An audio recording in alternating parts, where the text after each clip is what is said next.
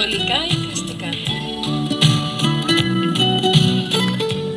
Ετήσια έκθεση των μαθητών δημοτικών σχολείων της πόλης μας στο Εκθεσιακό Κέντρο Δήμου Γενιτσών.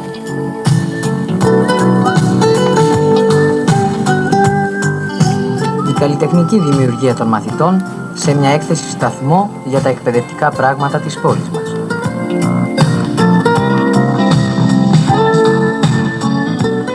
Εγγένεια σήμερα, στις 7 το απόγευμα. Διάρκεια έκθεσης μέχρι τις 12 Ιουνίου.